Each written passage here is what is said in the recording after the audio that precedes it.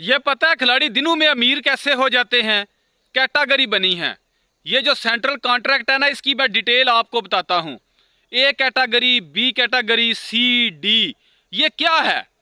जो बंदा A category में आता है ना, जो कि बाबर और रिजवान हैं, उनकी पे है 65 लाख रुपया। 65 लाख रुपया अगर आईसीसी शेयर ना दे तो, अगर आईसीसी भी पैसे दे ना, तो 85 लाख रुपया बनती है बाबर और रिजवान की मंथली सैलरी, सिर्फ सैलरी। उसके बाद बी कैटेगरी में है नसीम शाह, शाहीन शाह आफरीदी, 45 लाख, 45 लाख लेंगे ये।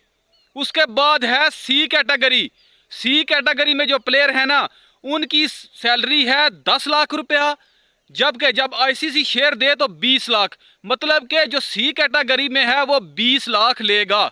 उसके बाद जो डी कैटेगरी में आता है ना, वो 12 लाख लेगा पर मंथ, 12 लाख रुपया।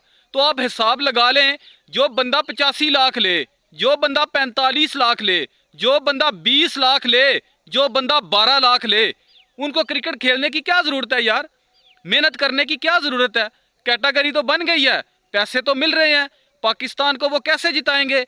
असल में होना यह चाहिए कि जो बंदा परफॉर्म करे उस हिसाब से उस टूर्नामेंट के बाद उसकी वो सैलरी दी जाए।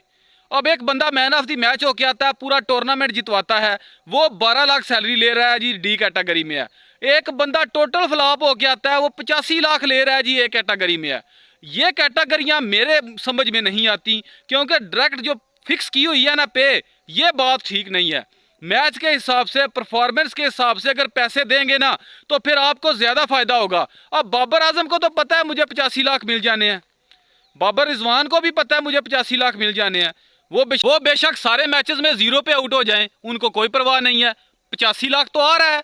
शाहीन नसीम के साथ भी ऐसा ही है, 45 लाख तो आ रहा है, 12 लाख तो आ रहा है। लेकिन यार असल मसला तो वो है जो थोड़े पैसे ले रहे हैं। अगर वो मैन ऑफ द मैच बन जाते हैं, उनको तो पैसे वही मिलते हैं ना, या फिर जो इनाम मिल जाएगा वो। मेरे ख्याल में जो बंदा अच्छा परफॉर्म करता है, उस हिसाब से इनाम होना चाहिए, उस हिसाब से सैलरी होनी चाहिए। ये सैलरी पर टूर्नामेंट के हिसाब से भी होनी चाहिए।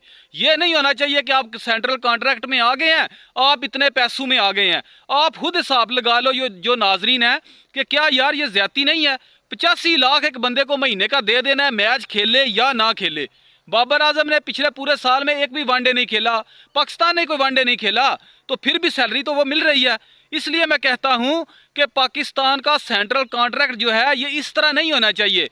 पर मैच, पर टूर्नामेंट इस तरह का होना चाहिए, और पर परफॉर्मेंस के हिसाब से पैसे देने चाहिए। क्योंकि अब आपको समझ आई है ना कि ये कैटेगरियों पैसे जो मिल रहे हैं सबको, ये कितनी ज्यादती हो रही है, कितने ज्यादा पैसे ले रहे हैं ये।